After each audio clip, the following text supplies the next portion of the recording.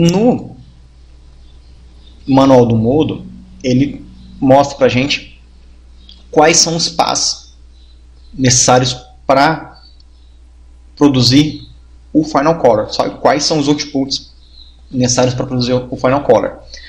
Então ele fala aqui: o Diffuse Shading total, mais o Transparent Shading, mais o Reflection Shading, mais o Specular Shading, mais o Subsurface Shading, mais o Luminous Shading é igual ao Final Color. Se eu não renderizar o Final Color, mas renderizar todos esses outputs aqui, eu consigo, pelo Photoshop ou por qualquer outro editor de imagem, produzir o que seria a imagem que o Final Color produz. A diferença é que o Final Color, ou também conhecido como Beautiful Pass, ele já gera a imagem com a qualidade final, apenas faltando alguns ajustes de composição, como o Depth of Field ou Ambient Occlusion. Mas se eu quiser compor esse Final Color pelo Photoshop, eu precisaria daqueles outputs. Então, dependendo do trabalho que a gente for fazer, é recomendado renderizar esses outputs. E não precisa renderizar somente eles. A gente consegue renderizar o Final Color e todos os outros. Se a imagem que o Final Color gerar for aprovada, ou por você, se for um trabalho pessoal, ou pelo seu cliente, aí tudo bem. Mas se o cliente falar: eu não gostei desse vermelho, eu queria que fosse laranja, eu queria que fosse verde, eu queria que fosse azul, aí você não precisa renderizar a cena novamente. Você só vai lá, descarta o seu Final Color e pelo Photoshop você faz a composição com os seus render outputs que você gerou aqui no Modo. Uma coisa bacana também é que, como tudo aqui na Shader Tree, então não só limitando a cor do objeto, que você pode mudar, como se utilizando os passos como de reflexo que eu exemplifiquei aqui na gravata, a gente consegue, por exemplo, se a gente decidir na hora da composição que o reflexo está muito forte, nós podemos diminuir esse reflexo somente diminuindo a opacidade da layer referente ao reflexo lá pela composição do Photoshop. Se nós quisermos que o reflexo fique mais intenso, nós podemos duplicar essa layer e intensificar o reflexo, somente fazendo um pequeno ajuste direto pelo Photoshop, e assim por diante. Uma coisa bacana também dos render outputs é que ele segue a mesma regra que da Shader Tree. Eu também consigo mascarar esse render output. Então, por exemplo, eu vou voltar aqui com o meu alpha. O alpha aqui ele está me dando um contorno dos dois bustos, certo? Mas eu consigo colocar um alpha dentro do material busto 3 aqui, por exemplo, e eu ter um alpha só ali no meu busto 3, só daquele busto de trás. Ou um alpha só do busto da frente. Deixa eu criar um material aqui para esse busto. Busto 2, eu vou colocar ele na cor azul. Se eu colocar o meu alpha aqui, eu tenho só o alpha dele, sem o alpha do outro objeto, dos dois objetos juntos. E eu posso ter os dois alphas, eu posso ter quantos outputs aqui eu precisar ou eu achar necessário. Não é porque eu já tenho um alpha aqui que eu vou ficar só com ele. Eu posso adicionar um outro render output aqui, definir ele como alpha, e eu tenho aqui dois alphas. O alpha que eu tenho os dois e o alpha que eu tenho um só. Se eu renderizar isso aqui,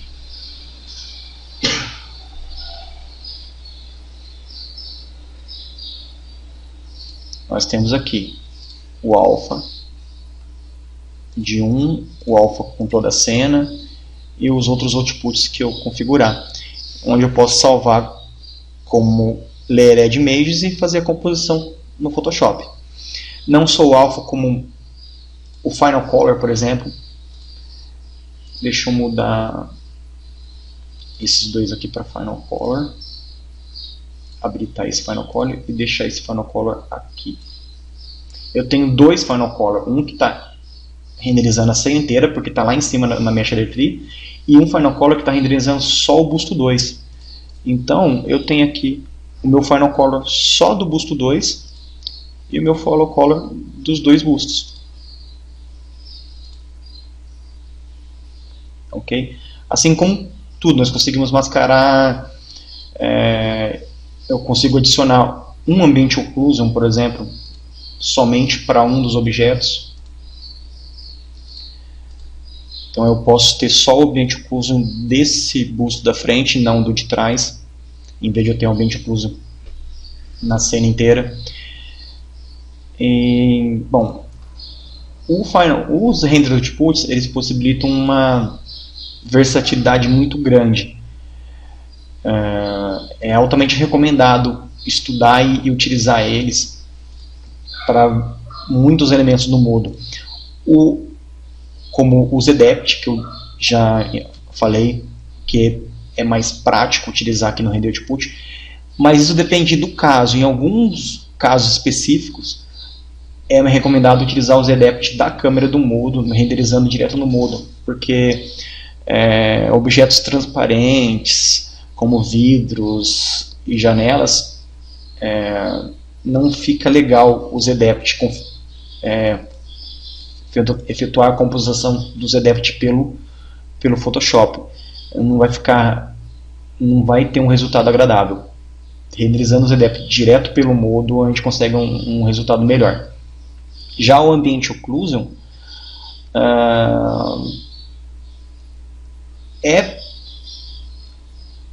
o resultado final do Ambient Occlusion pelo Render Output no Photoshop não é ruim, ele dá um bom resultado, mas pelo shader de Ambient Occlusion direto no modo, nós conseguimos alguns resultados diferentes. Nós conseguimos utilizar o Ambient Occlusion para gerar alguns efeitos como sujeira na beirada dos objetos ou efeito de material gasto. No layout, nos materiais que já vem com modo, nós temos um exemplo desse material. Deixa eu ver se eu encontro ele. Olha aqui, pessoal, ele já está justamente na categoria Occlusion. Nós temos alguns exemplos de materiais aqui, como por exemplo esse Warning Edges. Deixa eu adicionar ele em um dos objetos. Vou adicionar no busto da frente. Esse Warning Edge ele vai simular quinas gastas, olha só, como se esse objeto fosse um objeto de metal velho. Dá para ver aqui na sobrancelha dele, na testa, que está mais gasto, descascado aqui. Isso é gerado pelo shader de Ambient Occlusion.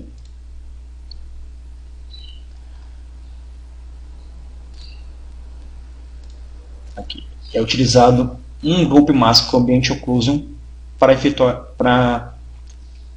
gerar aquele efeito. Então, mesmo eu achando melhor utilizar o Ambient Occlusion na pós, com o shader de Ambient Occlusion a gente consegue também gerar alguns efeitos legais no material.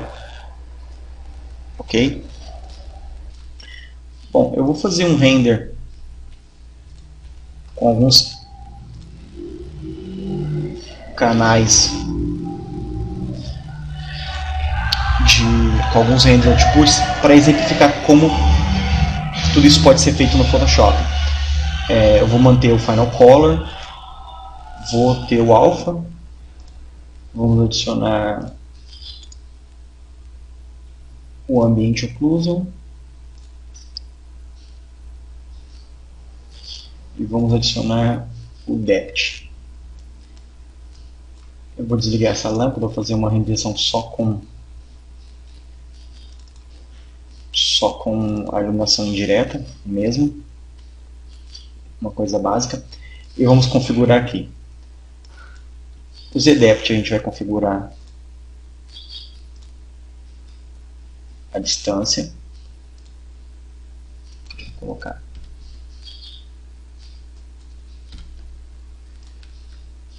Eu vou afastar um pouco esse busto. Melhor, eu vou duplicar ele novamente e ter um terceiro busto aqui. Mas esse terceiro busto eu vou colocar numa outra cor, uma cor amarela. Ok.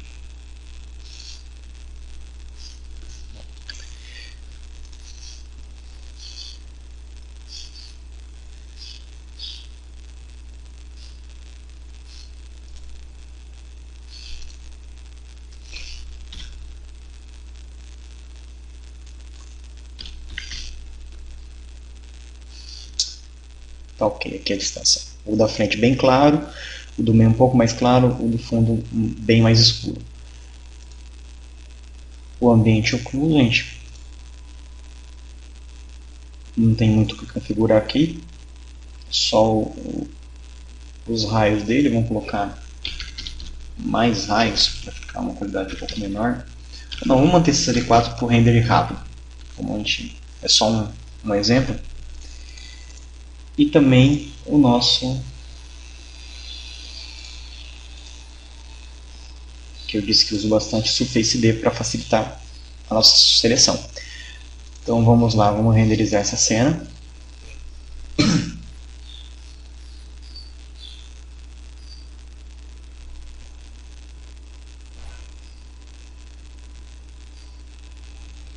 Então, temos aqui o Alpha, o Ambient Occlusion, o ZDepth e o Subsurface.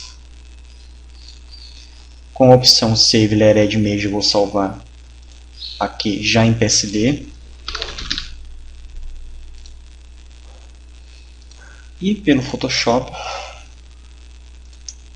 eu vou abrir esse PSD, onde ele vai dar aqui para nós as camadas.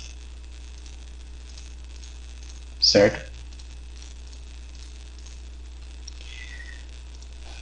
Vamos lá. Para conseguir o efeito de Ambient Occlusion, eu vou jogar a minha camada de Ambient Occlusion, que é essa aqui, para cima do meu Final Color e mudar o Blend Mode dela para multiplicação. Então agora eu vou ter um resultado do meu Final Color com o Ambient Occlusion. Se eu achar que o Ambient Occlusion está muito forte, eu venho aqui e diminuo um pouco a opacidade. É essa a vantagem de fazer pelo Photoshop.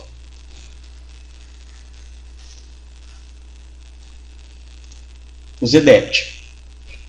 Eu vou selecionar a minha camada do ZDepth. Ctrl A para selecionar tudo. Ctrl C. Vou vir em canais. Novo canal. O nome aqui tanto faz, eu vou colocar Depth. E nesse canal eu vou colar o meu ZDepth. Agora eu tenho um canal de ZDepth. Com isso, aqui com o meu Final Color selecionado, a gente vai em Filtro, Desfoque de lente. Em Mapa de Profundidade, a gente consegue escolher ali o meu canal Depth. E agora eu tenho um mapa de profundidade. Basta eu dar um clique e ele vai gerar para mim. Ele vai focalizar naquele objeto que eu dei um clique. Ó. Ele está focalizando no meu busto azul e lá o amarelo está bem desfocado. Eu posso selecionar meu busto amarelo e o da frente vai ficar desfocado. Além de aumentar e diminuir o desfoque, adicionar um pouco de ruído para dar um efeito mais realista, e assim por diante. Assim que eu disse, se eu decidir que o foco não ficou legal no objeto da frente, ficaria legal lá no objeto do fundo, basta eu vir aqui e mudar, não preciso renderizar de novo. Eu vou deixar ele aqui no objeto da frente mesmo. Deixa eu encerrar um pouco.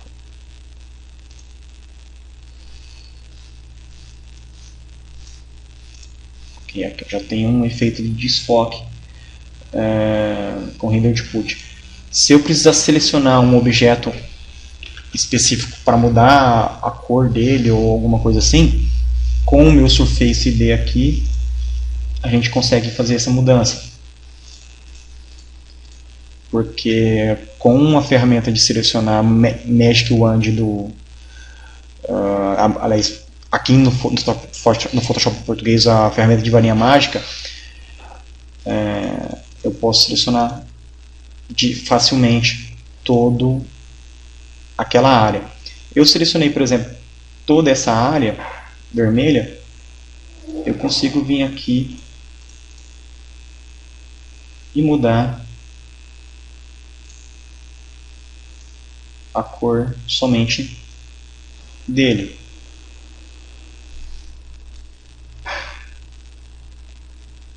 Para quem já usa mais o Photoshop, isso não tem segredo nenhum. Somente o uso do Surface ID somente facilita a seleção. Eu poderia selecionar também sem o Surface ID, mas ficaria mais difícil. Dependendo da complexidade do objeto, ficaria mais difícil de selecionar. Com o Surface ID a gente consegue selecionar mais facilmente. Então, com o uso dos render outputs, facilita muito e adiciona uma praticidade muito grande na composição da nossa renderização. Ok? Então é isso. Até mais, pessoal. Falou!